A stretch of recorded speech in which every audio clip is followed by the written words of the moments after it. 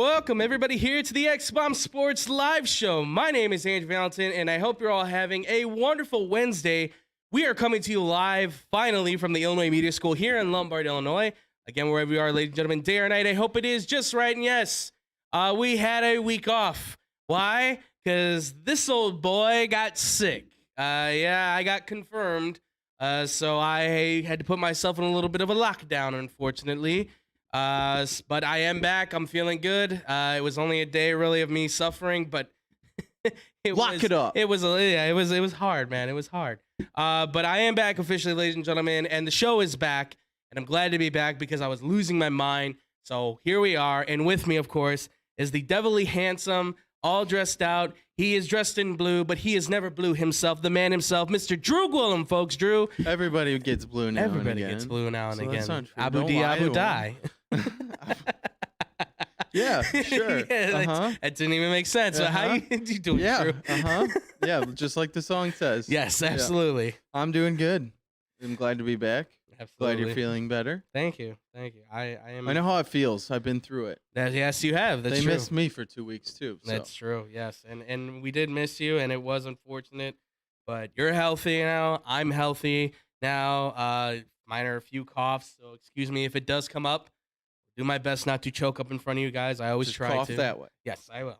But folks, we've got a lot to talk about. Drew, so much news that we missed in the week. Yes. Holy cow. Yes. But are you ready to kind of dive right back into this little bit of a recap of what's gone down? Absolutely. Well then, folks, without further ado, let's get this one started. And we are kicking this one off with, yes, the Chicago Bears. As we know, Matt Eberflus is the new head coach. Ryan Poles, the new general manager. But the coaching staff appears to have been fully updated. A new roster of men have officially taken over as the Bears' new coaching staff for 2022. It's an interesting group of guys. We're going to kind of go over them, see what we think about them. It's a good group of characters, to say the most off the bat, but let's do this right off the bat. So first guy we'll kind of introduce up is the new offensive coordinator, being Luke Getsy from the Green Bay Packers. He was the offensive coordinator and passing teams coach during the Green Bay Packers time with Aaron Rodgers, specifically working with Aaron Rodgers pretty closely as well. Drew, I got to ask you, obviously a little nice dig at the Green Bay Packers, I would assume, as Bears fans kind of like being able to swipe one away from Green Bay, especially one that seems to kind of make Aaron Rodgers a little, what does he do when he cries? I can't exactly remember. I think Drew. it goes a little something like, wah. That's it. Yeah. But what are your thoughts, obviously, with Luke Getsy becoming the new offensive coordinator? Obviously, a lot of experience there, but how do you think this is going to fit now with Justin Fields and this? I don't know if I would assume it's going to be a new look offense, essentially. Oh, absolutely. It's everything. Everything's new. Everything's new. Yes. Anytime you get a guy that's worked that closely with one of the best to ever do it, I would say that would be a pretty good sign. Yeah. I do believe Aaron Rodgers came out and said he wanted to keep him because he liked him, and he said he had a good mind and talked about kind of some of the things he did. Yep. And Aaron Rodgers doesn't usually give people praise if he doesn't actually think they deserve it, because that's just kind of the guy he seems to be. Yeah. But having him there and that with that idea in mind, I think is a good thing. As far as what he can actually do, again, having a guy like Aaron Rodgers there is always going to make you look better. Right. Even if you are not as great at some of the things that you're doing. He's a first-time play caller, so he's never done that before. We don't know what we're getting. Yeah. We got a lot of first-time everything again. Right. And it's a lot of hope and pray still with them filling out the rest of the coaching staff. First time doing this. First time calling plays. First time being an offensive coordinator. So, again, it hurt some good things, hurt some things that are just like, whatever about him. So, who really knows? Again, it's all a wait and see with this team. And I'm going to say you're going to get a lot of that the same from me going forward with these other coaches as well. Right. Because it's just the nature of how things are going to be this year. Yeah. It's a wait and see. We don't really know how these guys are going to fare in these new positions. Yeah, no, and that's a very fair point, right? You're looking at a lot of first-time guys. I mean, just to get at that right off the bat, all these guys are kind of, well, not all, but a few of them are new to their positions. But for Luke Getsy, more than anybody, he's new to this position of offensive coordinator. Been an offensive, an offensive-minded coach, obviously working with the quarterbacks, the passing game. So he knows a lot about obviously throwing the football, which is, I think, what the Bears are trying to do, right? They want to get an offense in there where they can use Justin Fields' arm, they can use that talent that he has as a quarterback to be able to become the great quarterback that the Bears are hoping he's going to be, and hopefully he will be. So, how much can, as far as like how much can you like this? I think it's a decent move. I won't necessarily say, I mean, listen, it's going to be hard to really sell me on the Bears at this point. I'm riding on a bandwagon fan with a team right now that's in the Super Bowl right now. So how can I ever go against them? So it's tough for me to say exactly. I think it's a good move for Justin Fields. This guy working with Aaron Rodgers, you have to assume something is there with this guy that Aaron Rodgers likes. Therefore, something's going to translate over, hopefully, to Justin Fields and what he likes. He's been there since 2014. He's been working with Aaron Rodgers closely. The only thing that does concern me is that we didn't see more maybe from Jordan Love being the young quarterback that kind of stepped in at times. You would hope that maybe he would have performed more. That would help me a little bit more with Justin Fields. And like, okay, if Jordan Love had proven more, then we would say, okay, so he can help a young quarterback get better. That's the only thing that I'm not sold with Luke Getsy on. Otherwise, I'm going to wait to see about this one. But I'm with you. It's hard to tell what this move is going to mean for the Bears. Aaron Rodgers was great before Luke Getsy got there. Exactly. So he was already a very good quarterback before this happened. But I don't know. I will keep my fingers crossed. I will assume that he's a young offensive. Hope and pray. Hope and pray. That's all you can do at this point. Jeez. We should get some T-shirts made. Just straight up Bears T-shirts that says "Hope and Pray." Hope and pray. What else can you do? What else have we done for the last, I don't know how many, since 85? Yeah, seriously. Seriously. Well, I guess 06 was like a moment where we were like, prayers might be answered, and then like it. But come on, anybody going into that game knew we have Rex Grossman as our quarterback and absolutely no offense other than the run game. What are we gonna do? Rex Grossman. Yeah. What a joy. Yeah, you want to come back, buddy? I'm just kidding. You're good. You're good. All right. Well, obviously, there's more on this list. We have for the new defensive coordinator. Obviously, we know Matt Eberflus, 4-3 defense, Tampa 2 defense is kind of his thing. So he's bringing in a guy that's got a specialty with it and has worked with guys like Rob Marinelli and a few of the others that worked with Eberflus. It's Alan Williams, which for those who don't know, has worked with Indianapolis. Actually, this is his second stint. He was the DB coach from 2002 to 2011. Then became the the Minnesota defensive coordinator from 2012 to 2013. Then became the defensive back coach for the Detroit Lions, and then went back to the Colts this previous year. So obviously the connections there with Eberflus. This guy has been around before. Obviously, he has a little bit more experience than some of these other coaches. But I'll ask you this: teaming up with Eberflus, Alan Williams seems like a guy that he really trusts.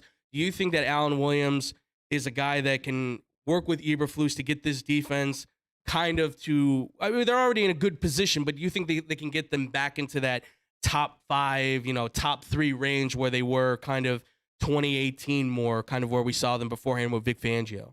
So as a first-time head coach with Eberflus, bringing people that you're comfortable with, that you trust, that you know, I think that's a good idea. Mm-hmm. I think that's a good idea for the team. I heard that Alan Williams is really well liked by the linebackers, being the linebacker coach there, and he's done really well with the linebackers they have there.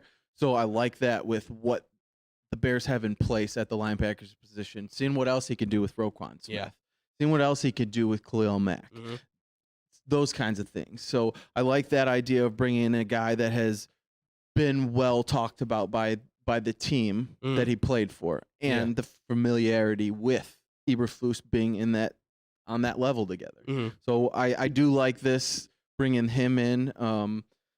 Who knows where a lot of the other options were and what the options were for this team to get. But again, first-time head coach, bringing in the familiarity of a guy he's worked with and worked with well. I like that. Yeah.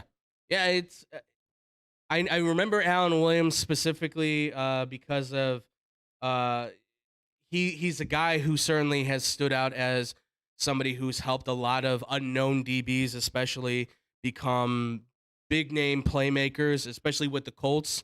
He was credited a lot with the guys, if you know, Jared Powers and Kelvin Hayden, helping those guys kind of progress. He did work with Bob Sanders. And if you don't know who Bob Sanders is, he's basically mini linebacker who hit like a Sean Taylor and was one of the ultimate weapons really for the league for a long time. Playing safety and hitting like a linebacker. Absolutely. And has been a big part of the Colts defense right now developing into what it has, specifically with the safety Julian Blackmon for the Colts. He's been a huge part of his development. So I'm interested to see where he takes the DBs, especially because that seems to be a specialty. And they need some work. And they need some work. But listen, this guy gets the best out of some of the most unknown guys. Guess what? There's an unknown guy that was showing up for the Bears and Thomas Graham Jr. here at the end. Yeah. If you can do some work with him, which everything points to saying that he probably can, this team may have secured its number 1 and number 2 corner. I can only assume Jalen Johnson's going to get better.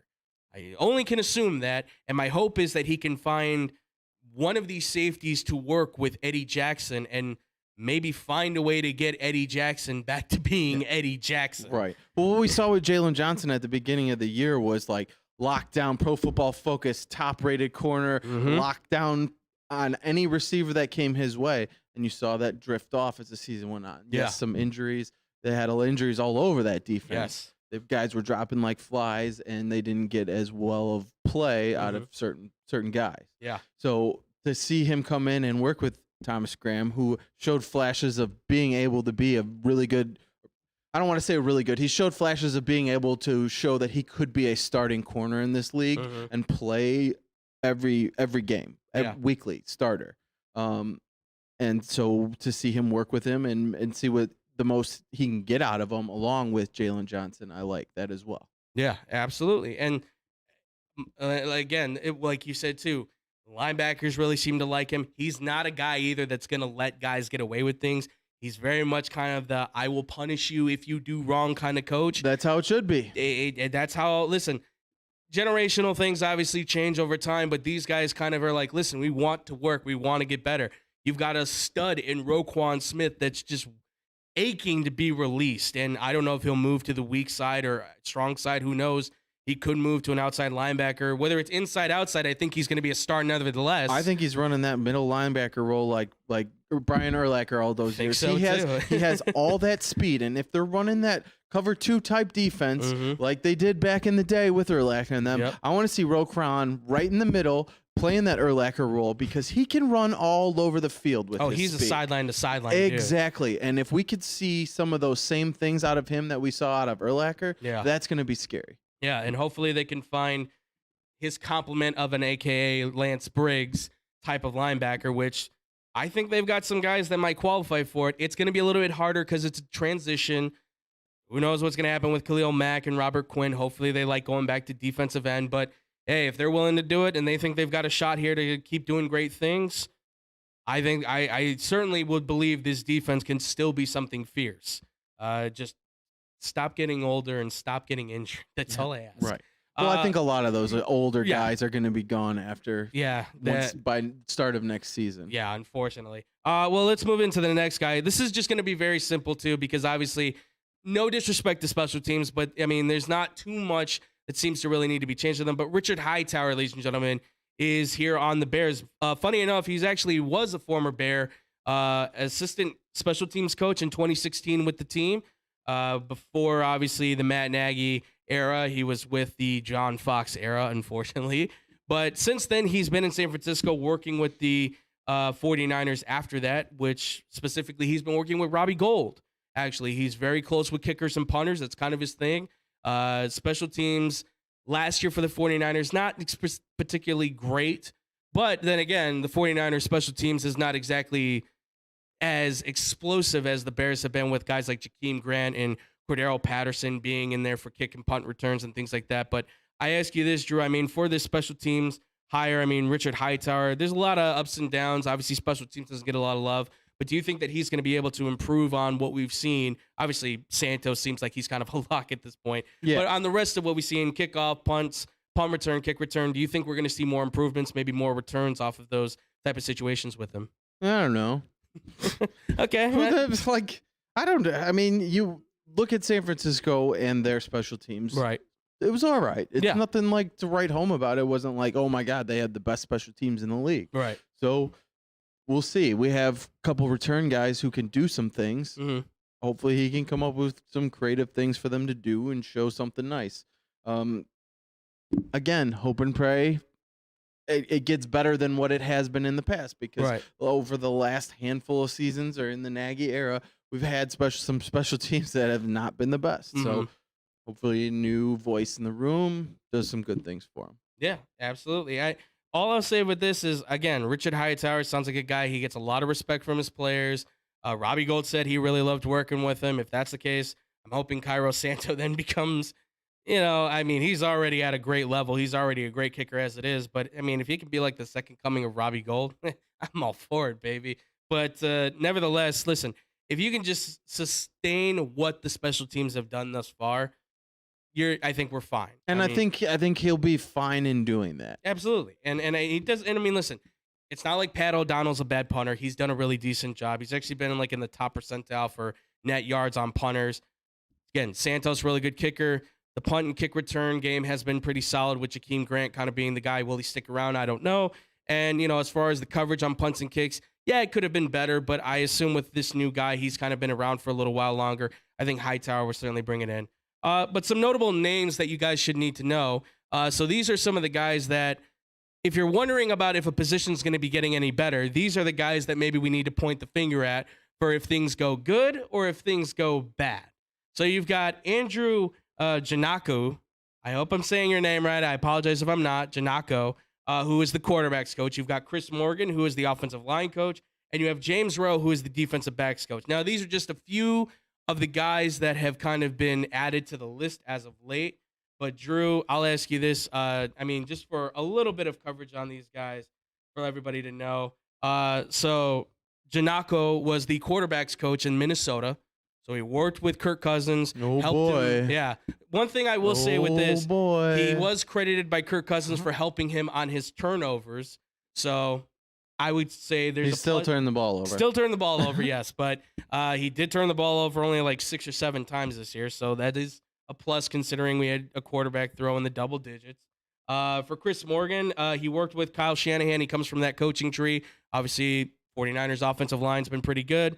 And for James Rowe, I mean, he's a former baseball player. That's what I found out about him. He's from the Colts. Makes sense why Eberflus likes him. But I'll ask you this, Drew. Of these names, do any of these names really kind of pop out to you that you're interested in? Are there any coaches that you've heard of that we haven't mentioned that you're kind of interested in hearing about more and seeing more of maybe what they do? I mean, Chris Morgan working for San Francisco, their offensive line is always good. Mm-hmm. They always have a solid rushing attack, which is what the Bears need help with as well. And I think that could benefit them as long as, which also the new GM was an offensive lineman. Mm-hmm. And I think he's going to take part in helping rebuild that offensive line. Yes. And when that happens and you have better players in there on that offensive line, now we have an offensive line coach who's worked with really good players and had a really good offensive line in the past. So to help these new guys come together, gel, and even with some of the old players still in, get something of an offensive line for a change. Yeah. So that's I'm looking forward to that. As far as the rest goes, toss a coin in the air and see pretty what much. happens. Like fine. I mean, that's probably with most of our coaches is toss a coin in the air and hope that they land on the side of working out. Because again, a lot of these guys first time at their position doing what they're doing. Yeah, absolutely. Yep. I don't really know what to say. I mean, listen, I think they're all decent hires. It's a new coaching staff. It's a lot of new personnel stepping in. I will say one guy we didn't mention here, Tyke Tolbert, is taking over as the receivers coach for the Bears. Actually coached late Demaryius Thomas, Wes Welker, Eric Decker, Julius Thomas during the days when Peyton Manning was the quarterback there. Now, again, this is Peyton Manning being the quarterback, not Justin Fields. But when you're coaching those receivers being quarterbacked by a great quarterback, something I think has to click. So whatever he does with Darnell Mooney and the other receivers that come in, I expect that the Bears will have a much better receiving core than we've seen in many past years before. Can only hope so. Can only hope so, since it sounds like we are losing Allen Robinson. The Bears are losing Allen Robinson. So, but there's a plethora of guys out there, and obviously we'll get to them. Obviously, I've heard a lot of people say Calvin Ridley and Chris Godwin and Mike Williams, and there's a bunch of names out there, folks. And the Bears are going to have a lot more than their fair share to be able to pour some money in, because according to what I've understood, they may have like $50 million in salary cap to be able to use this year. So they're going to have a lot of cash to spend. And I just hope they spend it right. Offensive line and wide receiver. I'm just saying. But spend it wisely. Spend it wisely. And with all that money in the new GM's hand, we're going to get a good feel of what kind of things he's going to do for this team. Absolutely. Well, I mean, Drew, we're going to have to wait and see what happens with the Bears. But, you know, free agency is coming around the corner. The draft is coming here not soon, but, you know, in a relatively quick moment. So we're going to pour into those, obviously, when those moments start to come. Obviously, the big game is coming up, but we're going to talk about that tomorrow, folks. Sorry about that. And I'm certainly excited. Can't you tell the table's rising? But, folks, when we do come back here, we've got one of our fun You're sick. Am I sick? I thought I was healthy. When we do come back here, folks. Different kind of sick. God. When we do come back here, folks, we're going to have our fun little game of Hot or Not coming up here on the X-Bomb Sports Live Show.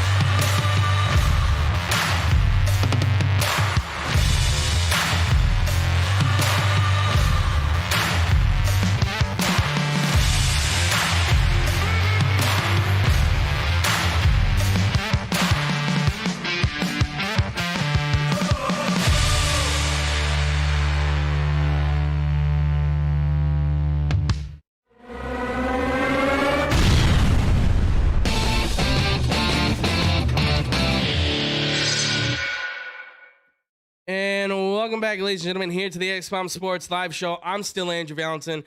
I'm still here with the illustrious man himself, Mr. Drew Gwillem. Illustrious? Illustrious. Okay. Yeah, all right. Listen, man, I had 10 days off, so I've been reading a lot of the dictionary and the thesaurus. Word of the day calendar? Yeah, essentially. Okay. A lot of estranged. It was weird. A lot of estranged on that one. All right, well, folks. The strange? Yes, estranged. Oh. Yes. Are you talking about your trip? Yes. Yes. I was. Wait, what? Yes, absolutely. What's happening? I don't know. All right. Well, today, folks, as we usually do from time to time, we play a game. And this one, of course, is Hot or Not. That's where we take any subject and we give a rating on whatever it is we're talking about, be it players, be it whatever the case is. And we rate them 1 out of 5 flames on exactly how hot or how not we think they are.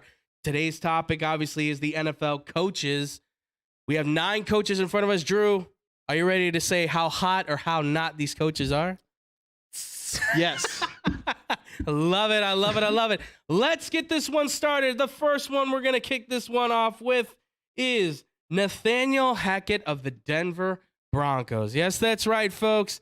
Denver Broncos coach Nathaniel Hackett, obviously offensive coordinator for the Jacksonville Jaguars, and then jumped over to the Green Bay Packers. Now will be the head coach of the Denver Broncos. So, Drew, right off the bat, 1 out of 5 flames. Nathaniel Hackett, hot or not? I'm going to say 3. Okay.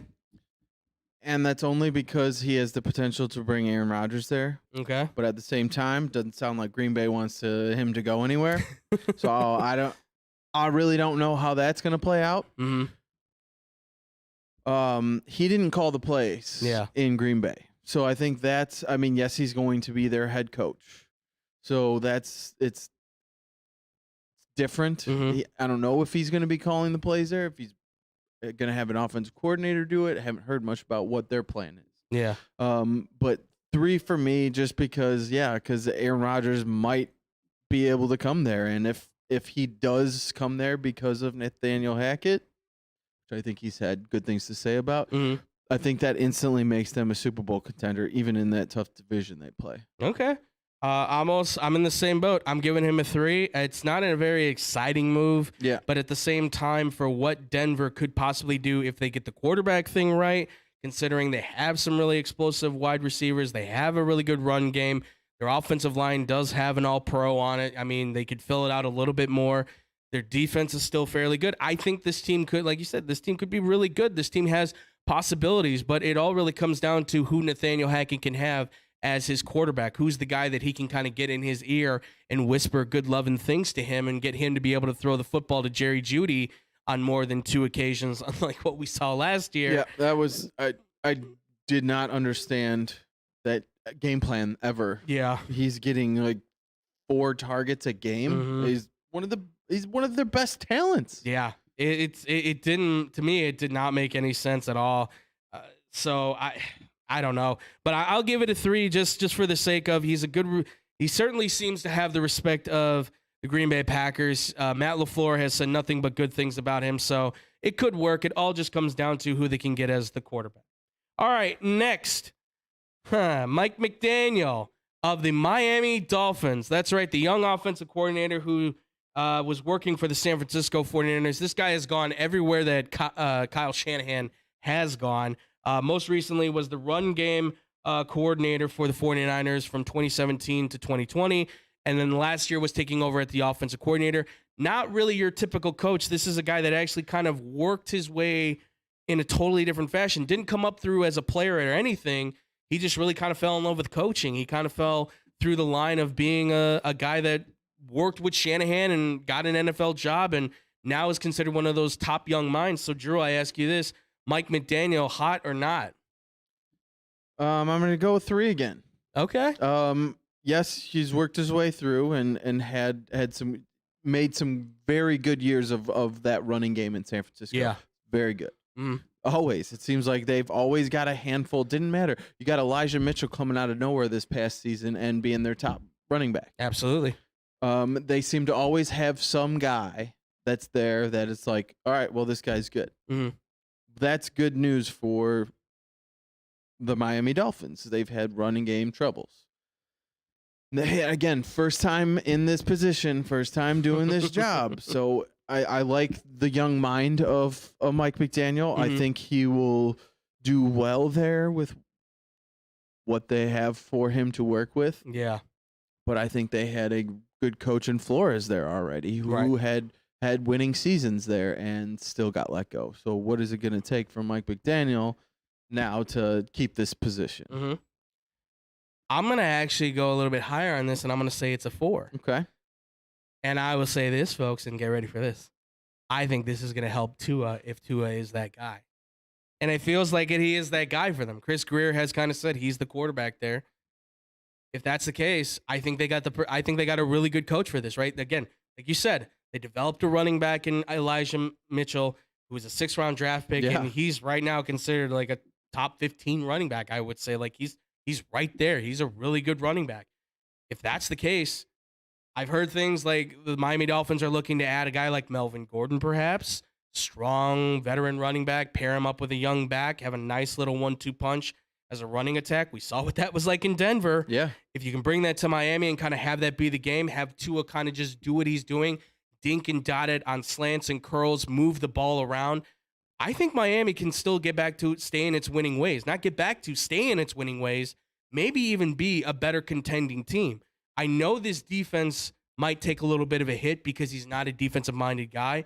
I don't know who Mike McDaniels is bringing on his staff, but if you can sustain this defense to be as good as it was this year and even where it was maybe last year as well, Miami has a good chance of maybe being like a 12-5, 11-6 team next year. I'm serious. Like, this team could really be a playoff contending team, I think, with Mike McDaniel. And yeah, I just said something good about Tua. You should take that to the bank right now while you have a chance to sell that sucker. I think this is a good move for the Miami Dolphins. I like it. I think it's going to be beneficial for Tua. I still think he has a low ceiling. I will say that. But I think this is going to help him in his development a lot in being the kind of quarterback more like Ryan Tannehill, where he doesn't have to force the throw every single time. So I give it a 4.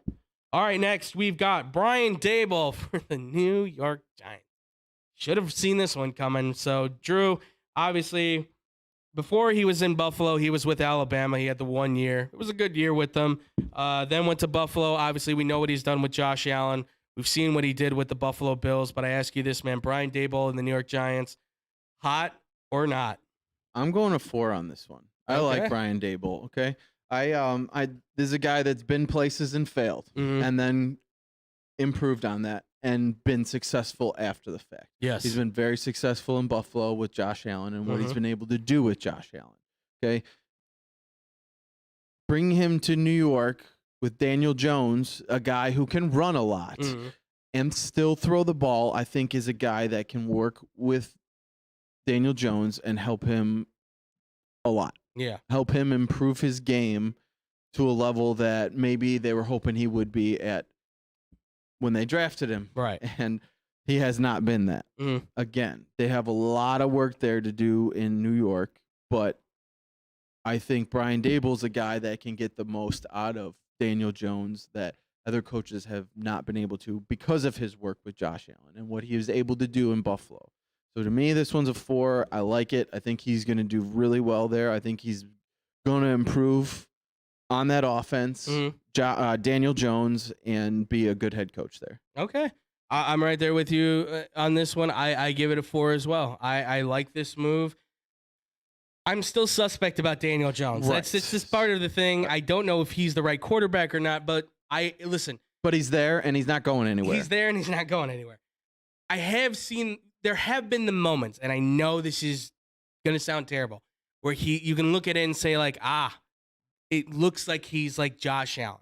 Not saying he is. I'm saying there's those moments where you're like, right, that looks like a Josh Allen, because he's big, and he is physical, and he can run, and he's got those kind of talents. That dude had like a 95-yard almost touchdown run when he tripped over his laces or something. Yeah. Or the grass tripped over Casper out there. But seeing ghosts too in New York. He has those moves. Absolutely. So he has those moments, but then there's the other moments that come up where you're like, all right, he's Daniel Jones. Yeah. He's clearly making mistakes. He's throwing bad picks. He call him Danny Dimes when he makes a great throw to whatever his wide receivers' names are, I forget, because none of them are ever Sterling working. Shepard, Sterling Shepard, Tony, Kenny Galladay now. Who? I'm sorry. Slayton. Galladay never scored any touchdowns, did he? No. I have as many touchdown receptions as Galladay did last year. So, but no, yeah. Listen, he had some great throws to those guys, and then ultimately he would just throw like a worst interception you could possibly throw. So I'm hoping Daboll can get in his ear and change him. If anything, have him be your bridge quarterback to the guy that you really want. I don't know who that guy is going to be. I don't know if they're going to find that guy. I probably wouldn't be this year. Next year is probably more where you want to find your guy. There's a lot of good quarterbacks coming out. They do have a couple of first-round picks. A couple of first-round picks. They do. They could go get a new QB if they really wanted to, plus some extra stuff if they wanted. So I like the move. I think I really, really wish the Bears would have done it, but I do think this guy is the next Bruce Arians. I get that vibe from him. Bruce Arians should have had a job well before he did with the Cardinals. I feel like Brian Daboll is the guy that's kind of succeeding now because of the fact that Bruce Arians took that chance. He's very calm, very collective, very, yeah, baby, whatever, baby. He's that kind of a dude, and I love that. I think New York got a coach that fits the city, that fits that team. It's just going to come down to the ownership on if they can help this guy with this team, but we'll see. New GM too. So new GM too. They got a shot to actually get some players there now. They do. Don't screw up the draft picks. It's so hard to screw up back to back top 10 picks. You can't screw that up, can you? Yeah, you can. Yeah. You can. We've seen it before. All right, next guy, Doug P. I can't believe I'm saying that. Doug Peterson. Matt and Ryan are our football guys. Can't screw that up. Okay. Yeah, you can't. You want to take that back? Yeah. Doug Peterson, folks, of the Jacksonville Jaguars. Obviously, before he was the head coach in Philly, he was the offensive coordinator for the Kansas City Chiefs. Now he's in Jacksonville. Our boy Jake back there was already chanting Nagy as his offensive coordinator. Oh God. I think that's an actual legitimate possibility, certainly. But Drew, I'll ask you this: Doug Peterson in Jacksonville, after what we saw last year, hot or not? Him for this position, I'm gonna say a 4, just because of he's a veteran head coach. Mhm. He has won a Super Bowl. He has done great things with quarterbacks in the past. Mhm. And you have a great young quarterback who you're trying to get to that level of, okay, I don't want to say a great young quarterback, potentially great There you young go, yeah. quarterback who was great in college, Mhm. who won championships in college, Mhm. and you're trying to get him to that level. I think Doug Peterson is a guy who can get him there. Okay. Whether he's the guy, I think it's a good hire for them, bringing in somebody who can work as well as he can Yeah. with Trevor Lawrence and work in offense like he can. Okay. I'm gonna go 5. I'm gonna give this. Man, I'm gonna. you're all the I'm way up. fuego on this. I'm gonna go all the way to a 5.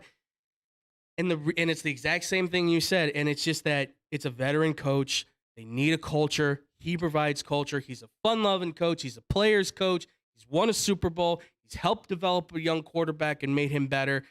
But no nonsense at the same time. No nonsense at the same time. This guy is like everything you're looking for encompassed in like that veteran coach that you bring into an organization that is kind of on the ends of where they are, right? They want to transform. They need to change.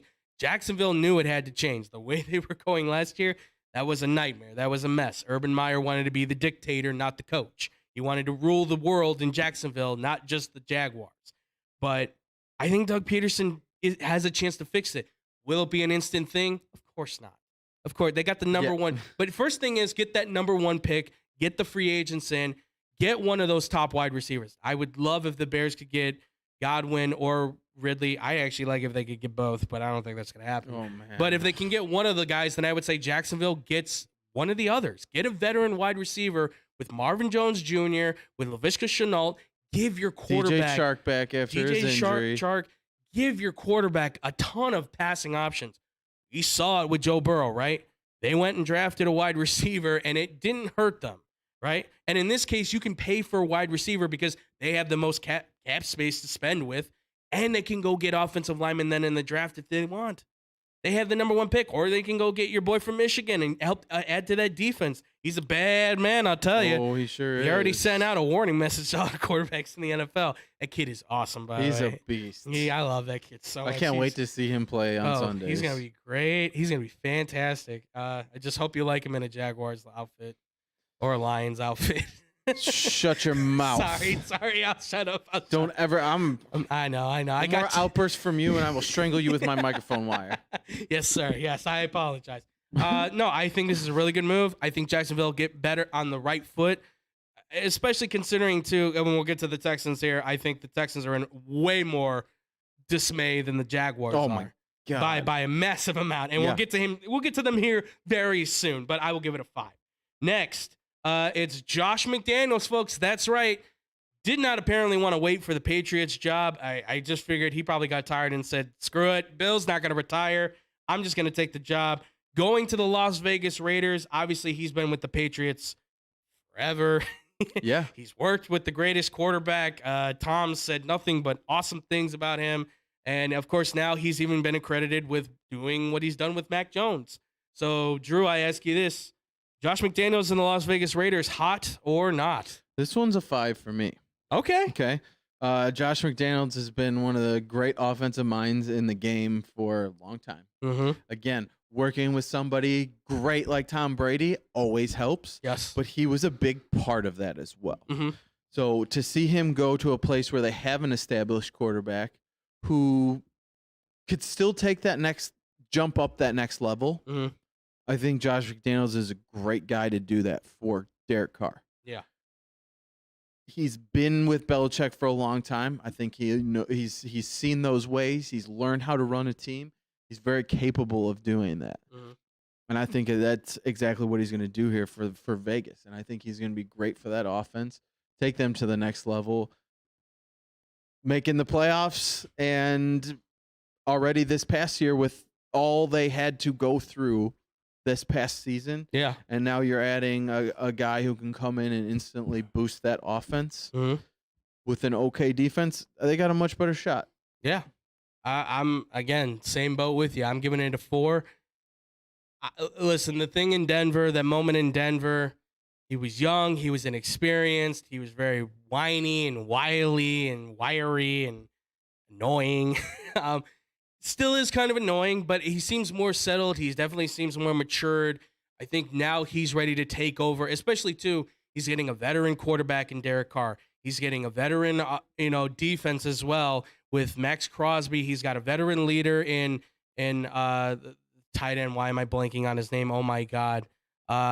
Jesus, I'm so sorry. Say that, who are you talking about? The tight end for the Raiders. Why am I blanking on his Darren name? Waller? Thank you, Darren Waller. Wow, I'm so sorry, folks. I had a Foster Moreau? Yeah, that's it. That's yeah. Thank you.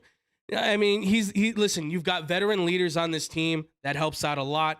All you're asking Josh McDaniels really to do at that point is say, hey, this is what I'm installing. The veterans, they're self-determined veterans. They know what they're supposed to do. They go and they learn the game. All he then has to do is focus on the young players and the rookies and stuff. And I think his job's going to be easy. I honestly think the Raiders could be in a position where by next year, they're kind of competitive. I mean, that's if Derek Carr stays. And I think this is a move that it's like, yeah, Derek Carr's staying. I don't think this movement happens. Josh McDaniels, I don't think, goes to the Vegas if Derek Carr's leaving. I don't think that happens. I don't think so either. If they're getting a rookie quarterback, he's like, no, I'm not going to deal with a rookie QB. I already did that once before. I got Tebow, and that thing turned out terrible. So, it's terrible in regards to what it almost was. But, he got fired for it. So, but I think that this is going to be really good for the Raiders. So, yeah, I'm right there with you. I give it a 4. Next, we've got Dennis Allen of the New Orleans Saints. His second stint with the New Orleans Saints. Beforehand, he was actually the head coach of the Raiders when they were in Oakland. Not a good time for him, actually. It was at a very terrible time. They had fired Hugh Jackson. They were bringing in a new GM, a lot of new stuff.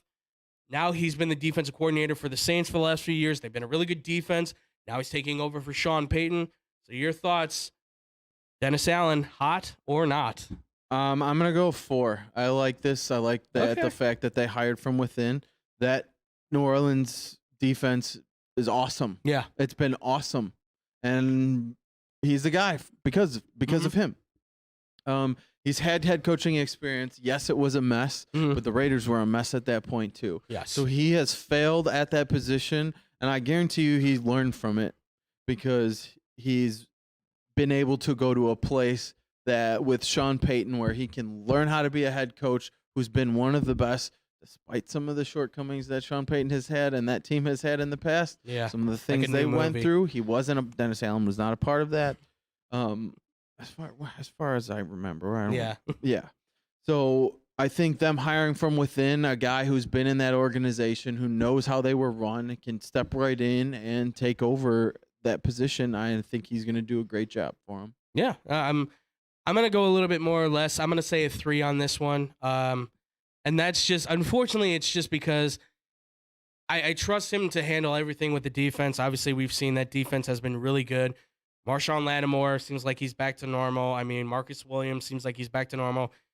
Cameron Jordan never lost a step. I don't know where people thought he lost a step. What the hell are you talking about? Guy's still a great defensive end. It's the offense that I'm concerned about, though, is how's that offense going to work, right? Is Jameis Winston going to be their quarterback? Are they going to go draft a new quarterback? There's reports that they want to maybe draft a new rookie QB and kind of start putting him in the system. Is Michael Thomas going to be back? There are so many questions with this team right now that are kind of sitting around. I mean, they may now you've got the whole thing with Alvin Kamara going on, which if you don't know, at the Pro Bowl, Alvin Kamara was arrested with other players at the Pro Bowl for reportedly beating a man on the floor, I guess, or something like that. It's awful to hear, unfortunately, for that man. Alvin Kamara may not ever be back to playing. Who knows? Now you have a giant question mark. Your best player may never be playing for your team again, or at least for maybe for next season. So I don't know. This is where Dennis Allen can really prove himself as a coach. If you can overcome this kind of stuff where it's like, okay, Our Pro Bowl running back did something wrong. We may not have him. We're going to have to take the next steps. How do you do that? Where do you advance? That's where I'm giving, and I know that's not on him, but that's where I give this a 3. I don't know how much he can temper this. With Sean Payton, we know he'd probably, no problem. We move on without him. Where if he can't play, he can't play. He's on the team, but he can't play. We're going to move on without him. I don't know how Dennis Allen handles this situation. He's a different coach. He is rugged like Sean Payton, but he's not as rugged. He's a little bit more tempered, a little bit more quiet. I already has the respect of the players. Absolutely. As well. So that's going to help with this situation and how he chooses to handle it as well. Absolutely. So I hopefully I agree with your 4, but I'm just going to give it a 3 just because, and it's nothing to do with Oakland. It's just really just having to do with how is he going to work as the head coach, bringing in the proper offense to keep the Saints, keep that motor going for them, because they're still in a good position where they could be successful, especially now that a certain quarterback is no longer here. And we'll get to him soon. All right, but yeah, I give him a 3. All right, next, here we go. Lovie Smith is back, folks. Yeah, that's right. Former Chicago Bear head coach from 2004 to 2012, then became the Tampa Bay head coach in 2014, and then got fired after the 2015 season. Then was the head coach here in Illinois for the University of Illinois from 2016 to 2020, and then was the defensive coordinator for the Houston Texans in just last year, and now has been hired on as the head coach. There are a lot of questions about why this happened, why he was hired, and we will get into this a little bit more so. But Drew, Lovie Smith is returned with the Houston Texans as a head coach. 3rd time's the charm, maybe, hot or not. Poor Lovie. Poor Lovie. Poor Lovie. I liked Lovie as a coach when he was here. He's great. I did. I liked what he was able to do with that team and that defense. I hate to do it, but it's like a 1.5. Okay. Maybe a 2. Maybe a 2. Just because I like Lovie and I like the coach he was. Mm-hmm. They've had a lot of issues there that maybe his mild temperament might benefit. But the Houston Texans set David Culley up for failure from the start of that hire. Yes. It was like they're going to hire him for 1 year to make him the scapegoat and then fire him at the end. And that was exactly what I was saying. That is a bunch of crap. Yep. A bunch of crap. Who knows if the same thing's going to happen to Lovie? Why? I get hired, not sure what's going to happen with that team, and they are a complete mess. And maybe it was just the easiest route for them to go to be done with it and be through and be like, all right, we're going to hire this Lovie who's been a head coach before. Maybe he can do some good things with this team. But I feel bad for him because I think he's being set up for failure again with the team that he has there. They have nothing. Brandon Cooks. That's about it. If he's even going to be there anymore. Yeah. Well, now let's not discredit Rex Burkhead now. Okay. All right. Sorry. Anyway. Yeah. I mean, I hope for the best for Lovie, but I just don't think it's real hot right now at all. I gotta give him a 1. And it's not Lovie Smith's fault. It's just the Texans are a mess. For those who don't know, Cal McNair is now the new owner of his father, Bob McNair, who passed away. Cal McNair apparently has been in spats with Nick Caserio, the GM of the Texans. They're going back and forth on who to draft, on who to sign, on if they should trade Deshaun Watson, what they do in that situation. It's a back and forth. McNair wants to separate a lot. McNair wants to keep a lot of things. Caserio wants to move away from a lot of things, and it's just a mess. Not to mention, apparently, this is just hearsay through the rumor mills, but apparently McNair may be accused of some very vulgar and nasty things being said to employees and stuff like that. If that's the case, this is even a bigger dumpster fire than we could possibly imagine. On top of the fact that your star quarterback is right now caught up in a giant case that apparently it's going to happen. We're going to have a trial or something like that's going to go down with this guy. No settlements yet been called for, so who knows, right? You got a rookie quarterback who did decent, but let's be honest, he wasn't supposed to succeed most likely. This team was... Jury's still out. Yeah, jury's still out. Project guy, who knows? You got 7 different running backs, and it's only at the end that one of them finally started to develop as a guy that maybe could be a solid number 2 running back for you if you're lucky at that, but he's kind of old at this point.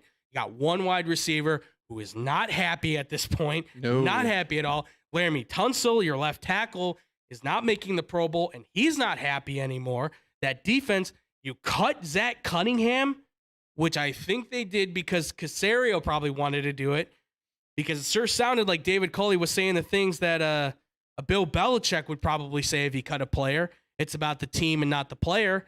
And then ultimately, Zach Cunningham goes to a Titans team where he helps them get to the playoffs. They don't win the game, but that you're not going to beat the Bengals. But even still, you cut one of your best defensive players. It's a nightmare there. And I feel like Lovie Smith is being made out to be scapegoat number 2. Oh, we'll hire him. Now, here's the thing. He gives them better culture, I think, because he's a veteran coach. He's been a head coach.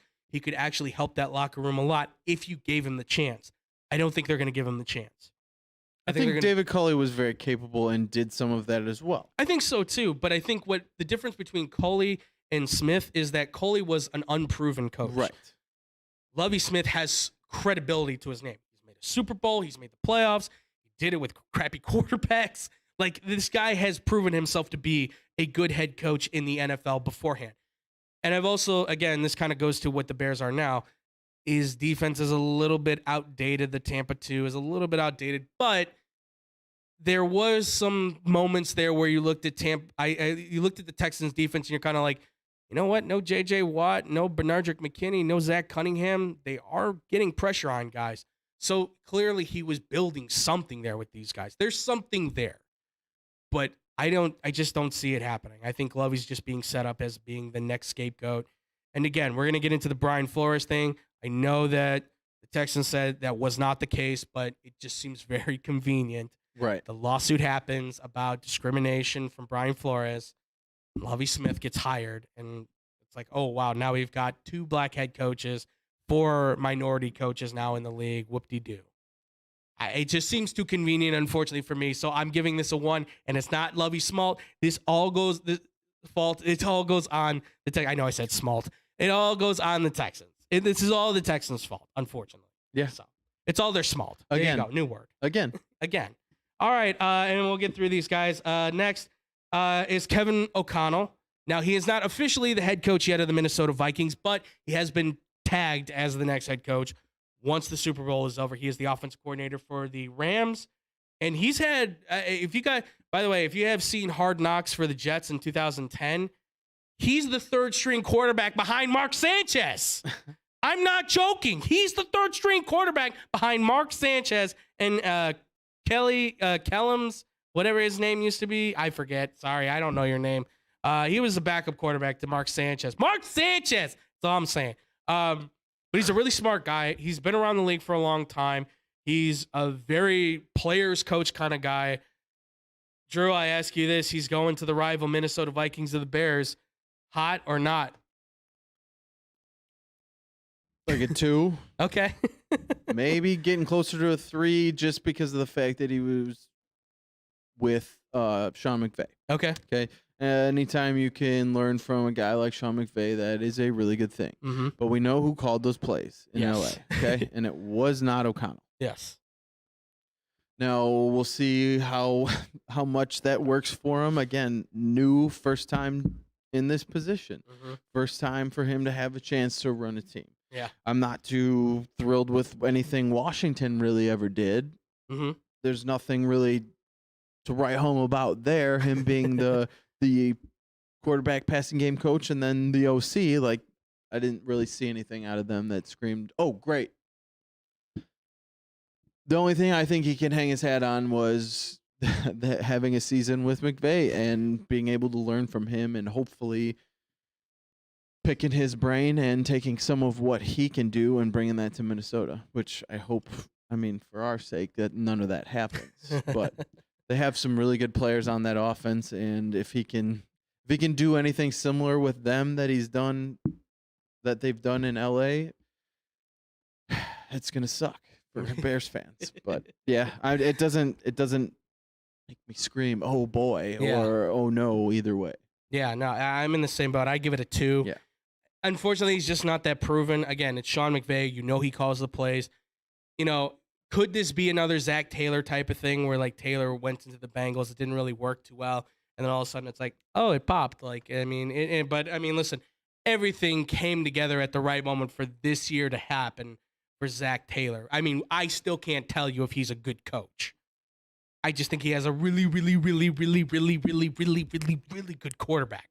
All right. Now, I'll save all that energy. Tell yourself off. Yeah, I'm okay, folks. I'm a little sweaty. I can't lie, but it's a lot of lights. Okay, don't worry. No, I agree. It's a 2. I just don't think he hasn't shown enough for me to be able to be like, oh yeah, he's gonna change Kirk Cousins completely and make him into like the 50 touchdown quarterback that changes the Minnesota Vikings offense into something dynamic. I just don't see it happening. So I'm in the same bank with you. I give it a 2. I'm not too excited about it, and I'm not too thrilled about it. I don't know how to feel. I really don't know much about Kevin O'Connell other than he was a backup to Mark Sanchez. He worked his way. I can't stress that enough. He worked his way through the NFL. And listen, he did work. He worked his way through the NFL, got to the OC job with the Rams. Obviously, their offense has been really good. How much of that has been him working with Matthew Stafford and, with Robert Woods and Cooper Kupp? I know that Cooper Kupp said he works a lot with the receivers and the quarterbacks and stuff. So maybe there's something that's rubbed off on those guys that's rubbed off on him, and that magic can come over. I don't know. Listen, if he's a part of what Cooper Kupp and Matthew Stafford have been able to develop, then he can bring that over to Minnesota. Then we should see a Pro Bowl year from Kirk Cousins and Justin Jefferson, unlike we've ever seen before. That's what I would say. But I'm right there with you. I give it a 2. And last but not least, folks, we got to do it. It's Matt Eberflus, folks. That's right. Before being the Bears head coach, he was the defensive coordinator for the Colts, of course. Before then, he was actually in Dallas as the linebackers and passing game coordinator for about 2 years there. Spent a lot of time actually in Dallas beforehand. Drew, the hometown man himself, Matt Eberflus, hot or not? Like right at 3, Okay. 2, 3. 2.5. I know we don't have 2.5, halves, but 3. yeah, We can do whatever the hell we want. exactly. Okay? Yeah, I put it right there. Okay. Again, our typical, our soon-to-be T-shirts, hope and pray. So he did first time head coach. I like what he's able to do with the defense there in Indy. I like that. That'll be a good thing for this Bears team. I like the fact that he's a no-nonsense, wants to see effort all the time, and we're going to play hard. And if you're not playing hard, you're not going to be in. Yep. I like that style because there's too much fluff. Too much. Yes. Well, we've had fluff with nonstop with Nagy for years now. Fluff maybe not the right word. I want straightforward to the point. You're going to play hard. We're going to give effort. I like that part of it, or you're not going to play for this team. Right. So I like that, and hopefully that does something for culture in the locker room, and everybody can get on board with that, and hope and pray. Yeah. I'm going to put this at a 2. I stick by what I said before when we talked about the hiring beforehand, when you and I talked about it. It didn't excite me then. It doesn't excite me now. It kind of feels like we're maybe taking a step back to the Tampa 2 defense. I would like to sit here and say that I'm inspired to be a Bears fan again, but I will not engage myself in that fan nation of bear down and all that stuff. I can't do it. This doesn't get my goal the way I want it to. It makes me more kind of like, what are we going to do? It's the same thing over and over. It's just another defensive-minded guy that we're going back to. And listen, from what I've seen in the past, it didn't, it worked with Lovey, yeah, but Lovey was also getting outdated when he got fired. So the offense was getting more complex. Let's not forget, this is the guy that said, let's put man-on-man coverage on Randall Cobb by using Chris Conti. Come on, man. Oh, terrible. Terrible stuff. Terrible idea. Terrible idea. Come on. The guy was like 20 yards ahead of him, and he wasn't even at midfield. All right. Enough of that, though. It's just, I'm afraid that they're going backwards. Right now, I just have to put it at a 2. Listen, all these coaches on the hand, these are all what we rate them as it stands right now, right? As the season progresses, we may do this again, and it may totally change. Who knows, right? Any of these guys could easily pop. Any of these guys could easily fail. It all depends on exactly where the team's at, what they do next, free agency, draft, all that stuff. But unfortunately, Matt Eberflus right now, I got to give you 2 flames. I don't feel it, baby. I'm not feeling the heat, not yet. All right, well, folks, that's going to do it for Hot or Not on the NFL coaches. Let us know, obviously, what you thought about these coaches. We want to hear from you guys as well. Comment down below, comment on the side. Let us know what you guys thought. And when we do come back here, folks, we got to talk about a certain coach and a certain lawsuit, plus a certain quarterback that decided to call it a career after many years of being here in the league. And we'll be talking all that and more here on the X-Bomb Sports Live Show.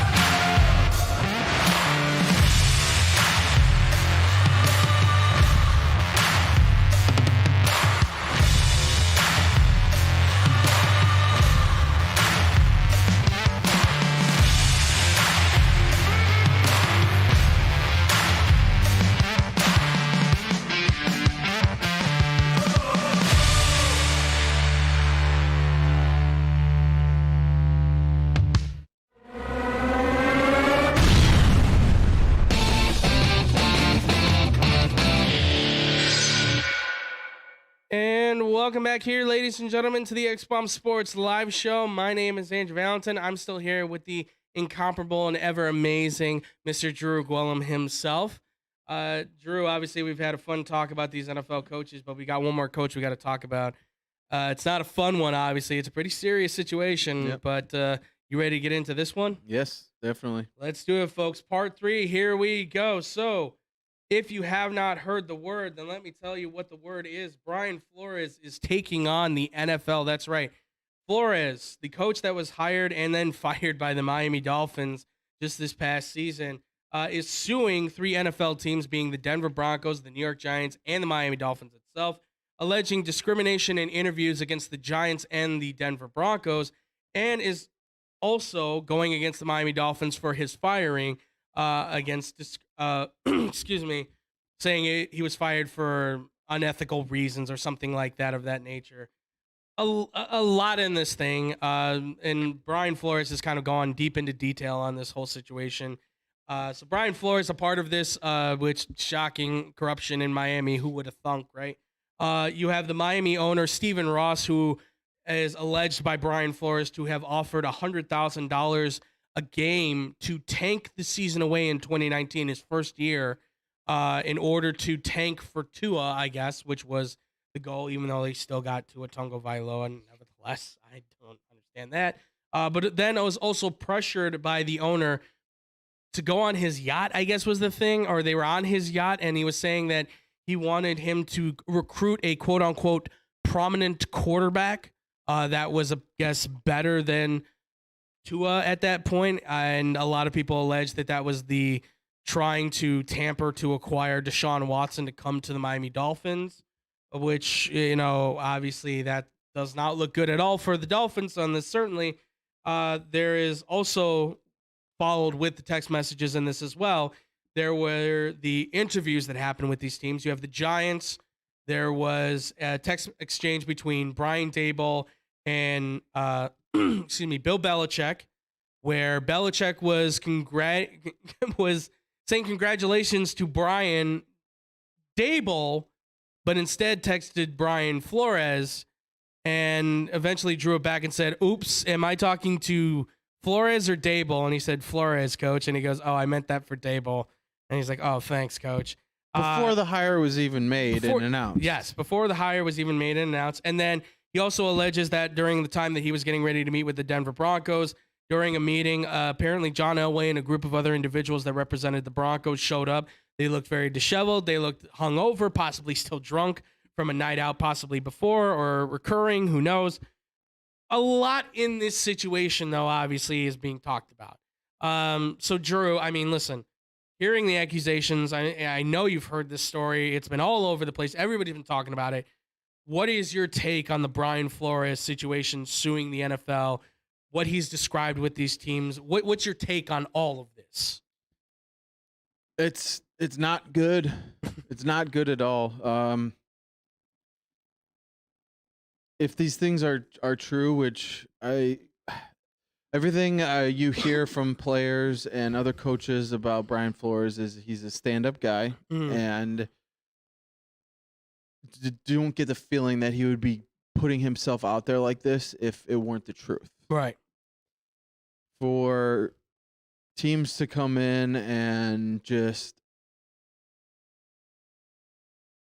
basically blow him off in interviews because they need to appease the or they're trying to appease the NFL and the Rooney Rule, and not even giving this guy a fair shot because they're just trying to appease this rule, right, and not actually giving him a chance to be their coach and interview for a position that he has a shot for. Yeah, that's a joke. That is a complete joke. If they, and then what was it? LA came out and said he had mistaken something. That's why he had looked that way. Yeah. Or I think it was Elway, wasn't it? Yes. Yeah. I believe so. So,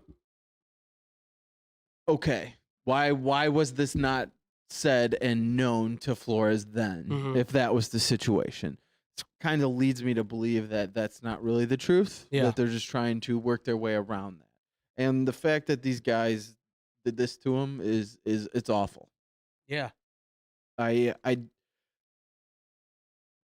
feel like if somebody can get a hold of these text messages from Belichick and them, like that kind of, it shows something towards that. Like he already knows about this hire, that Daboll's getting the hire ahead of them even announcing it or making the hire before Flores even got the interview. Yeah. Like, that's messed up, too. Like, are they doing the same thing then? Just bringing him in to appease the Rooney Rule. Right. Not okay. He has proven that he is a good head coach in this league. He's had winning seasons with a Miami team who had been awful the previous years before he had gotten there. He made their defense better. He made their whole team better. Clearly, like he says, he has a gift for coaching, and I totally agree with the guy. Yeah, I think he's a really good coach, and I thought he would have been a good hire for the Bears if that were to be a guy that they were to bring in. And I would have been very, very okay with that. I hate that these things are happening and that these things keep happening. I hate seeing it. I hate it. It should be the best man for the job, no matter the color of your skin or your belief system. Like, it should be the best man for the job. Yes. And Brian Flores is easily one of the best 32 coaches in the league. I think he should have been a guy that would have gotten hired before Nathaniel Hackett, before Lovie Smith gets come back. Yeah. Because it's been a long time for him. The $100K to tank a game, that's a joke too, because what are you playing this game for? To win championships. That's the main goal. I understand when teams do tank to try and get certain picks. Right. But that's at the, like, you feel like that comes at the end of the season when you don't have a chance to be in it. Yeah. Since Brian Flores has been there, they've had a chance to be in it. Yeah. You play to win the game, like we've heard before. You play to win the game. And then as soon as he came out with that, start hearing about Hugh Jackson in Cleveland and something similar happening. So I 100% believe that these things are thrown out to different coaches, different head coaches at different times when they're trying to get better picks to improve their team. Yeah. And I think if all this is fact on these things, which I'm leaning more towards this being fact of what he's putting in this lawsuit against these teams is more fact. I'm leaning more towards that. Okay. It's a joke. It's a complete joke, and I hope he comes out on top of this if these things are found to be true. Yeah. All right, let me preface this because I say that and I know how people are going to take this. I understand that this situation, it's not an easy one certainly to talk about, right? When it comes, especially listen, on this show, we've talked a lot when it comes to things about race and things like that. I mean, we've talked both football and non-related issues on this kind of stuff, right? I I want to believe that this may be true. And when it comes to the Giants thing, I think there definitely is, more than one thing can be true at any given time. Okay, let's make sure we understand that. Not one thing is just true and then everything else is just false. Okay, there can be more than one thing that's true here. The Giants probably did just bring him in because Joe Shane comes from the Bills. Most likely he said, I want Brian Daboll. Well, you can't have him right away. We got to interview other people. Okay, fine, we'll do that. And then we'll say we filled him in. All right, well, let's hire Brian Daboll once they've got the Rooney Rule thing kind of checked off the box, right? That's very possible. That could happen, right? I'm not saying it's right. I'm saying it's what probably did happen. Joe Shane comes from the Bills. He knows his guy. He wants his guy. So, okay, let's just check the box on the Rooney Rule thing and let's just hire Brian Daboll and just say we did it. The Denver thing, I don't know how much to read into that. I mean, I feel like John Elway wouldn't be that kind of guy, but then again, you never know. People can be different over time. Who knows how that situation really went down with the Denver Broncos, but it sounds like something certainly happened that made him upset and that definitely Denver's not, coming all forthwith to. So I definitely think that one truth here is that the NFL's hiring practices do need to make significant changes. I think that with the lawsuit, this is the details of the lawsuit are basically saying that they want to increase the hiring of black head coaches, GMs, and coordinators. Because there is a significant lacking in those positions, certainly when it comes to not just black head coaches, GMs, and coordinators, but others like Robert Saleh. Robert Saleh is Middle Eastern, I believe it is, Yeah. and you've got Mike McDaniel, who's multicultural, or multiracial as well. It's I know it's a tough situation. I understand that. So I think yes, the NFL does need to change its hiring practices. At the same time, though, the one thing that I'm questioning, and it's not the main thing that's selling me off on this, but again, we talked about this before. The Miami Herald, the local paper, wrote a story about Brian Flores, and I have yet to see him. From what I understand, I haven't heard anything. He's suing the Miami Herald for defamation of character. Because I feel like that story that came out from the Miami Herald that said, hey, he doesn't get to know his veteran players. He doesn't know any of the rookies' names. He's contentious with coaches. He kept changing the offense over and over. He got in fights with Chris Greer, the general manager. If that's all real, true stuff written by the Herald, I would think that he would then sue them and say, this is not true. This is defamation of character. You guys are destroying it. Because I find it hard to believe that any NFL teams didn't see that article and didn't think, is Brian Flores really the right guy for us? Because I think about, like you said, if he went to the Bears, would it be a good hire? On face value, I feel like, yeah, a lot of people would really be happy with it. But because of, if he is this contentious coach, right? If he is this kind of aggressive coach, yes, we've seen that before, right? Bill Parcells, contentious coach. Tom Coughlin, contentious coach. Jim Harbaugh, contentious coach. All very successful. Hell, Mike Ditka, contentious coach, right? They're all angry and aggressive and yellers and screamers, and that's fine. But you don't bring him in then for a joke interview, right. that you're not hiring this guy anyways. Don't waste his time. Yeah. Don't waste anybody's time. These are professionals that get paid a lot of money to do what they do. Yeah, exactly. Stop with the checking a box. Yeah. And bringing a guy in that you're not giving an equal shot or an equal chance to. Yeah, absolutely. It shouldn't be a check the box. It just should be he fits our qualities, therefore we want him. And I listen, it's nothing against Brian Flores, but what I heard about what happened in Miami with him and Chris Greer. By the way, Chris Greer is black as well, so keep that in mind too, folks. They got into it constantly, apparently. Brian Flores, from what the report said in the Miami Herald and from what players anonymously said, was that, yeah, he didn't really get to know a lot of the players very well. He knew Devin McCourty, but that was about it. He didn't really get to know a lot of the other guys. He didn't know who Jerome Baker was, apparently. That's your starting middle linebacker. You're supposed to know that guy. Like, you're the defensive-minded coach. Shouldn't you know who that guy is? If that's really the case, that's not a good look.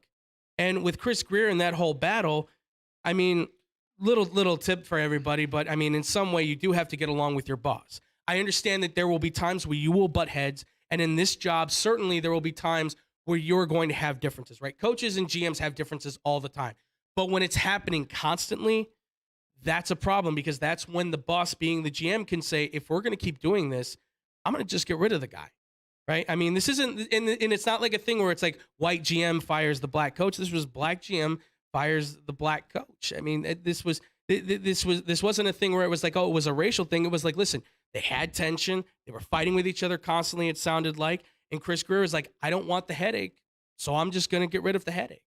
I'm going to bring in a guy. And listen, Mike McDaniel, I'm not saying he's not going to push back, but Mike McDaniel's a first-year coach. And what do we know about a lot of first-year coaches? They don't really complain. They like the fact they got the job. They're going to take a lot of the things the GM gives them. I mean, Brian Flores pushed back on drafting Tua, and Chris Greer really wanted Tua. That was a big thing. And I think Brian Flores was right for that. I mean, that's just me personally, but I mean, it's very hard when you're fighting with the GM. And then apparently, according to Harold too, it also said like he wanted final say on draft picks and free agent signings. I mean, that's a GM's job. Like, see, how much does a newspaper know, like, these ins and outs? That's the thing. Well, like, take this with a grain of salt. I certainly. find it very, very, very hard to believe that Brian Flores didn't know who his starting middle linebacker was. Yes. I find that very hard to believe. I do too. I am not buying into that. Again, if they have some players come out and saying these things, and they're open about saying them, but an anonymous player saying anything, that could be anybody. Absolutely. That could be absolutely anybody. That could be one pissed off equipment manager or one pissed off assistant coach on the team somewhere going and spouting his mouth off about something that he didn't agree with Flores on, and now, oh, well, he doesn't know his players and blah, blah, blah. Right. Yeah. Find it very hard to believe he doesn't know those things. Right. I mean, and pardon me. I mean, I can't remember the man's name. He's been a part of the Miami Herald for like 20 years. He's been a reporter on the Dolphins for many years, since Dan Marino was there. So he has an in and out with the Dolphins at this point. He knows this team. He's been around for this team for a very, very long time, okay? So he has some sort of in. And he even says in the article, too, Flores called him like in a panic, saying, like, don't report that this player is healthy because it'll take away our advantage in a game. And it's like, but the injury report's a public thing. Like, everybody can find it. So I think, listen, I can't speak to take it with a grain of salt, the report, obviously. To me, though, it just always feels like when the local media is kind of turning its quote unquote guns, if you will, on you, it kind of feels like the coach is almost but finished. And I think now with this lawsuit coming out, I'm not saying he can't get another head coaching job. I'm not saying that. But it'll be very difficult, I think, for another team to take a chance on him, because now, because of this lawsuit, you're going against the grain of the NFL. And he's even acknowledged that. He understands that this is something that could seriously happen.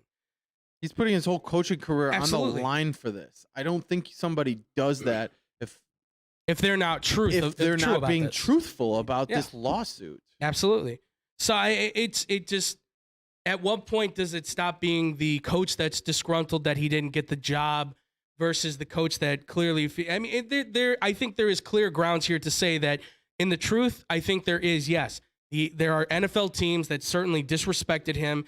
They used him as just checking on the box of the Rooney Rule, that wanted their guys, right?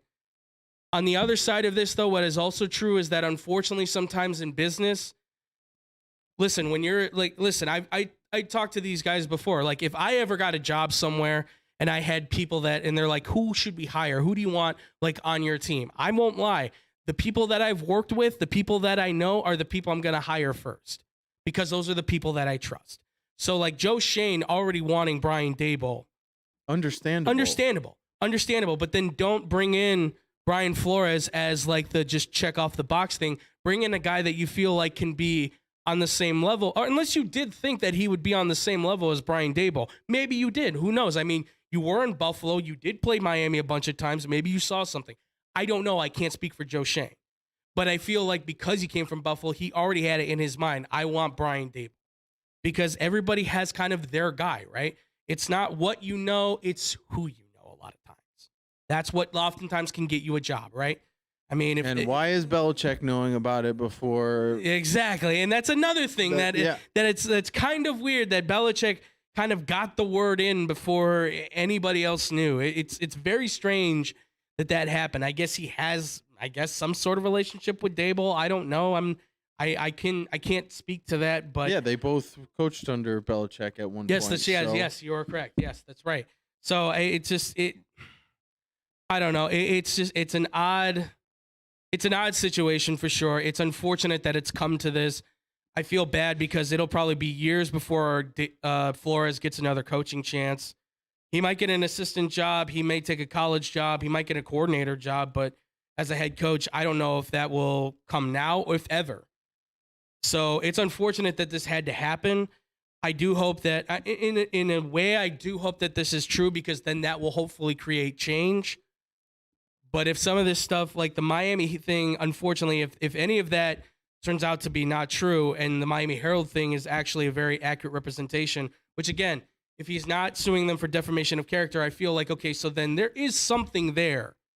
There's some sort of truth to that. Maybe not the Jerome, you didn't know who Jerome Baker thing is, but maybe the contention with your coaches and you go through 3 different offensive coordinators over 3 years. It's a little shaky, and you hire 2 guys to do one job. That again, that's a little iffy. So yeah, and those types of things are very understandable and believable. That like if they were reporting that, right, those are kind of easy things to be like, okay, I can see that because there's proof in the fact that he's gone through them and hired multiple different offensive coordinators and brought in different coaches year after year. It feels like a piece that you kind of need to read between the lines on some things. Some things I think were just like maybe players were upset, coaches might have been upset, right? Other ones I feel like, no, maybe they were kind of being truthful, It's a very unfortunate situation. I hope Brian Flores can maybe be the advocacy for change for coaches. Because this isn't just something for the NFL, folks. I mean, let's be honest. Bad for football, yes. Basketball has a problem as well, too.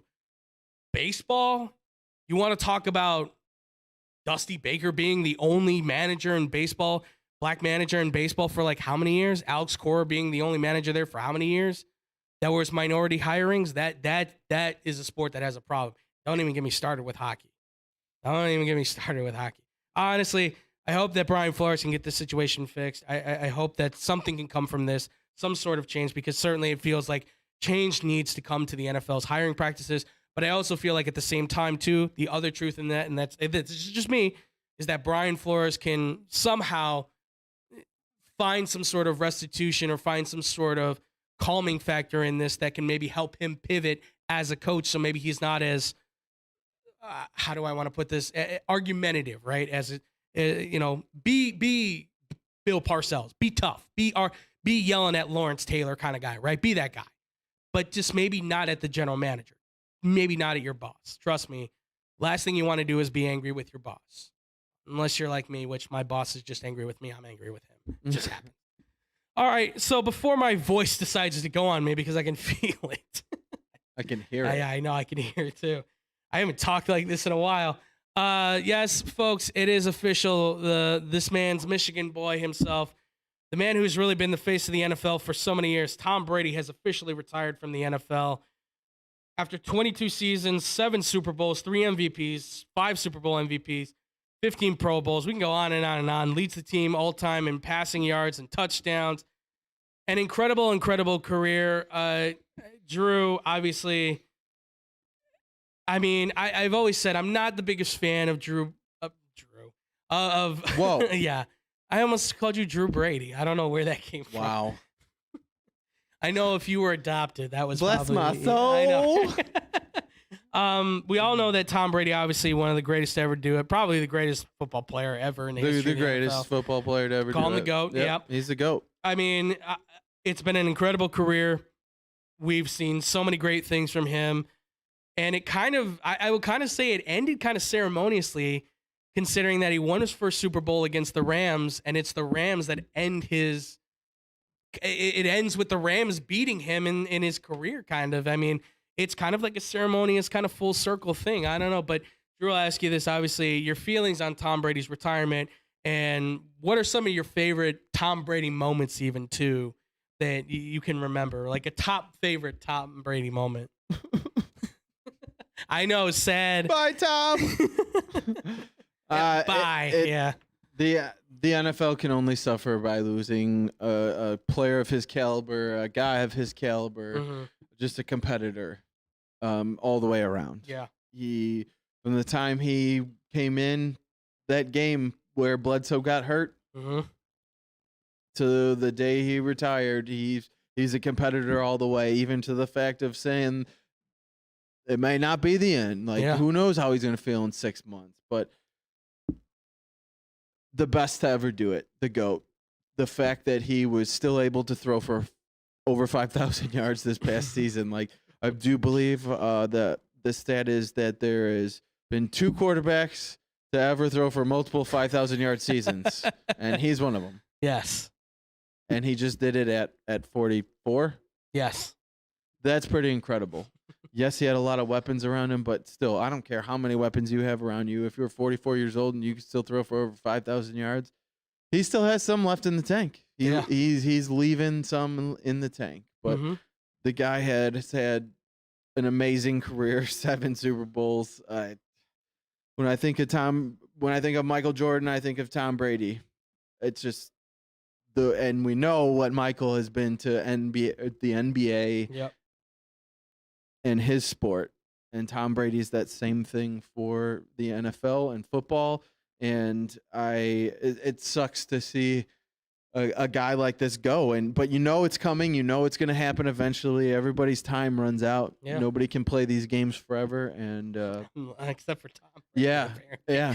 22 years. It's incredible. It is incredible. That is definitely a word to describe it. And wish him all the best in anything he decides to do next. And obviously, I'm going to be following that to see what the GOAT does next. But just incredible career, incredible player. And I'm going to miss watching him on Sundays, that's for sure. Yeah, again, I've never been the biggest Tom Brady fan, and that's probably because of the Patriots thing, I will admit. Listen, you don't like the evil empire, right? But for Tom Brady, it's always been envious of his career, of what he's been able to accomplish, right? I mean, he is the epitome of, from the lower ranks of a 6th-round draft pick, 199, he rises above everybody else as the only player to have more Super Bowls than any team in NFL history at this point. It's incredible to see how far he's come. 7 Super Bowls. I mean, the MVPs, the Pro Bowls, the yardage. I mean, and like you said, at 44 years old, still slinging it as well as ever. I mean, it's incredible to see how much he's been able to accomplish in such an illustrious career. I mean, when you think about those great moments, I mean, I just watched one on ESPN's 30 for 30, the Tuck Rule. Yeah. By the way, I could watch that all day of him and Woodson, Charles Woodson, just sitting around in a sofa, just explaining plays, needling each other about what's right and what's wrong. I mean, yelling at each other like almost like mad and competitive. I mean, check it out if you haven't seen it. It's nature. Exactly. He still has that fight in him. And I think that says everything about him and what he's always been able. He's a competitor. He wants to compete. He wants to be the best. And he is the best. I mean, but he's a guy who also has never settled for just being the best. And that's the incredible thing about Tom Brady, is that he's always found a way to be able to improve himself from year to year to year, even to the point now where he no longer plays for the same team he once got drafted by. And in his first year, he takes him to a Super Bowl. That says everything about the guy right there, how much of a game changer he really is for teams. Now, listen, Tom said that, he's happy with his decision, but he said, never say never. And I was talking with our guy in the back, TJ and David, and I was saying, you know what? I would be okay with him coming back more than Brett Favre, because with Brett Favre, you got the feeling that he was done. He was done. He was tired. He was old and getting ready to retire. With Tom, it's like, okay, but I still think you could come back, and I'd be okay with that. Because like you still bring some magic back to the game. Favre kind of just brought that old energy back to the game. That's all it was. It's old quarterback trying to get one last one in the sun. Tom Brady feels like it's like, yeah, but he could probably still play till he's 50. So will he come back? I don't know. I mean, listen, the great moments again, talking about the great comeback against the Falcons. I mean, you have the drives against Carolina and the St. Louis Rams. I mean, these are just the Super Bowl ones. Even the losses he's taken, right? I mean, he's been a part of the helmet catch with the Giants. I mean, you've got the Eagle. Excuse me, I get choked up about Tom Brady. You got the loss to the Eagles. I mean, which I think was one of the greatest Super Bowls ever played, where he loses to Nick Foles. I mean, that's the comical part of it, but at the same time, like, he played his tail off. If only he just had better hands. The 50 touchdown season with Randy Moss as his number one wide absolutely. receiver. Though just every game, seeing those two work together was masterful. Absolutely. He brought so many magical moments to us. And I love when they do the whole thing of, like, this is where he started at, like in Madden, and like this is where he's at now. It really does show a testament to where this guy is at. I mean, he has grown so much throughout the ages. The hairstyles have changed, the jersey has changed, but that smile, those piercing eyes, and that competitive nature is never gone. So who knows? Is this really the end of Tom Brady? I don't think so. I think he's still gonna play. I guarantee you he comes back one more time, right? Trey Lance doesn't cut it. The Niners say they need a quarterback. He's 49 years old, and he says, all right, gee, here's the deal. I get one more season to play football. I go play for the Niners. Win or lose, I get one season with them, and then I come back home and I retire. I think that's what he wants. He wants one shot with the Niners, and that's it. Tampa Bay has his rights. That's true. They'd have to agree to trade him. That's and true. That's why I said 49 when the rights run out. They were a quarterback away before Brady got there. Yep. They get him, and they win the Super Bowl. Yep. Now he's gone. They're a quarterback away from winning the Super Bowl again. What are you talking about? They've got Kyle Trask, the next heir apparent to Tom Brady, baby. A Florida great. Just ask our guy. What's his name again? Who's our guy? I can't He's remember. He's not our guy. He's not our guy. We don't even know him He's a anymore. Florida fan, for God's sakes. What do we care? LSU kicks their ass every year. They don't even play in the national championship anymore. So, this will be interesting to see what Tampa does, though. Obviously, I mean, will Trask take over? Will they bring back Jameis Winston? I've seen that thing get put out there. Interesting to find out. We'll see what happens. But folks, that's gonna do it for our show here. It's been a long one, I know, but folks, I gotta say, it's just good to be back, to be quite honest. I'm so happy to be back here in the show and stuff, and I'm happy to be here with Drew.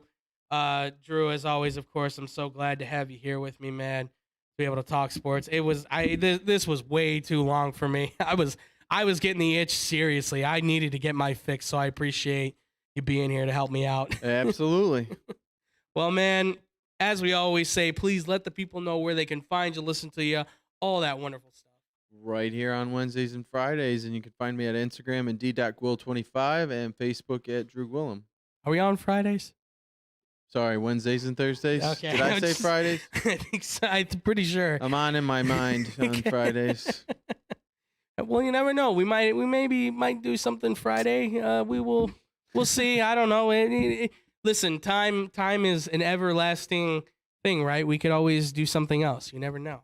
I was off work Monday, so my days are a little off. Oh, okay. I was off all week. Not that probably makes any sense, but yeah, whatever. We're gonna go with it. I didn't work anyway. I was off too, so I get it. My days are. So if you ever want to know what day it is, don't ask me on social media because I won't know. Exactly. Guys, make sure to go follow Drew on his Instagram, d.gwil25. Ask him all the questions, give him all the love out there. And if you guys want to follow me, I'm at The Fluffy Guru on Twitter, and on Instagram, I am at Boom Crew Captain. That's where you guys can mostly find me. Guys, too, also, if you want to follow us anymore, make sure to like and follow our Facebook page where you guys can get updates for when the show is going to be live, what's going on with the show, and things like that. I know I wasn't able to give an update this week because of how I was sick. I was kind of trying to not touch my phone too much because I was trying to avoid everything that may have gotten me sick, so I was a little bit quarantined away from stuff. But nevertheless, folks, I am here.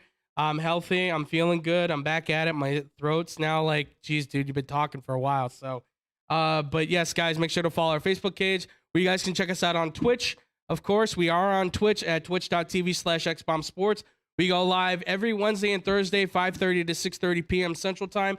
Also, too, on YouTube as well. Just search XBomb Sports on YouTube, and you can find us there every Wednesday and Thursday as well. We simulcast to Twitch and YouTube, whichever one you want to watch on. Also, too, guys, make sure to go check out the amazing the amazing work we do on our social media at XBomb Sports on Instagram and Twitter. Follow us there for more updates on the show. We're going to be doing more with social media here. And any questions or comments you have, make sure to hit us up at xbsportsofficial@gmail.com. We want to hear from you guys. I appreciate the emails that some of you guys were sending it in when you were saying where we are at and stuff. I said I was sick. So I appreciate all the love and support you guys were throwing at me. And also, thank you again for those stupid videos. I appreciate it so much. Mobamba videos? Yes, more of those. Still? And more of those Trace Mix. I haven't even said anything about it in like a month. And I have now over 100 Mobamba videos, and I have I'm not kidding, over 300 of the Trace McSorley videos. You guys are insane. That is fantastic. Keep it rolling. I've got 50 of them from some dude named Brandon, and it's not our Brandon, I know, because I know this Brandon. Stop it, dude. Enough is enough. Oh my God. Apparently he played at Penn State in the 80s when they won like a national title, and he's like, I like your show, so I'm gonna just keep sending this video to you. Thanks, guy. Appreciate it. Why don't you come talk on our show once? God, you make David very happy. All right, we're going to a coughing fit. Guys, also too, make sure to go check out Blow the Whistle. Great radio show. I will be back with them. I know Tyler and David were doing it themselves, so thank you to those guys for doing it. We're going to be back on Mondays, 2 to 4 p.m. Central Time. Not this Monday, though. We're going to be doing it Tuesday, actually, at 10 a.m. because we're going to be giving Tyler a chance to take out his lady love. So keep an eye out for that on Tuesday at 10 a.m. Guys, we're going to be doing an early show. Also, two guys, catch us here on the desk as well every Tuesday, 2:30 to 3:30. We're going to be doing a show at that same date. We're getting a double header of radio and TV, so be on the lookout for that, folks. Also, too, check out the amazing Money Motivation with Hannah B. It's done by our very own Hannah Brummer. If you guys want to check out any more of her, you can check her out on Spotify, Odyssey, and iHeartRadio. It's a wonderful podcast where you guys can get your upbeat, help get yourself going throughout the days. So check it out, Money Motivation with Hannah B, or check her out on the 102.3 XLC, the afternoon drive, 3 to 7 p.m. She just wrapped up. So if you guys ever hear her on the radio, check her out, give her a call, give her some love, tell her the X-Bomb Sports Boom Crew say what up to her. She's killing it right now. She's been doing a great job. So I just want to make sure to give some love out there as well. Also, too, guys, make sure to check out the Parlay. That's right. If you want to check out any of these amazing things in combat sports, our very own Tony Lopez and former Bull and ex-boxer Kendall Gill do an incredible job talking about everything in combat sports, boxing, MMA, all types of stuff. They interview great people in that. And of course, we're still trying to get that Jake Paul versus Kendall Gill fight. Hashtag Gill versus Paul. Hashtag Paul versus Gill. Get it going, folks. So be on the lookout for more of that as we try to get that thing set up. Check them out at theparlay.com. And finally, if you guys want your fake football knowledge, or your football knowledge, rather, for your fantasy football, check out the Fake Football Guys, ladies and gentlemen. That's right. The Fake Football Guys is our guys, JC and Dustin, as they give you the advice that you need for your fantasy football needs. We're going to be doing a show tomorrow at 4 o'clock, at 4 o'clock, 4 to 5. We'll be doing a show as a little bit of a Super Bowl preview to kind of give you guys the updates on what's been going on with coaching staffs, with players' movement, and of course with our Super Bowl picks and predictions, which we will be giving you as well tomorrow for our Thursday show as well. And with that, real quick before we get out of here, I just want to say, unfortunately for us here at IMS, we lost one of our very own. If you guys don't know, there's a radio show by the name of Go-To Guys, and we unfortunately lost one of our members here, a man by the name of Mario of the Go-To Guys. He was an incredible, had an incredible voice. He had incredible knack and talent to be able to do radio and be able to do sports. And unfortunately, he passed away just the other day. And we unfortunately learned about it ourselves here on the show. And so I just wanted to be able to say, it's unfortunate for this loss. And Mario, we love you, man. We miss you so much. And I just want to say thank you for being a part of my life. You and I had some great conversations. You were great to me, man. You were always very positive. I loved your energy. I wish we could have worked here on the show together. I always wanted that to be the case. You had great knowledge in sports, man. So I wanted to be able to give him a shout out. And I just wanted to be able to say, Mario, thank you so much for allowing me to know you. And on behalf of everybody here, thank you so much for allowing them to be able to know you and be a part of our lives as well. So to Mario, we say, prayers and bless to his family. Our love and support goes out to his family and friends for this loss. So please, guys, if you do, Mario, give him a lot of love, guys, because he was a bright light in this world, and it's unfortunate that he's gone from here. But ladies and gentlemen, that's gonna do it for our show. And as always, thank you all so much for watching, and much love and peace out.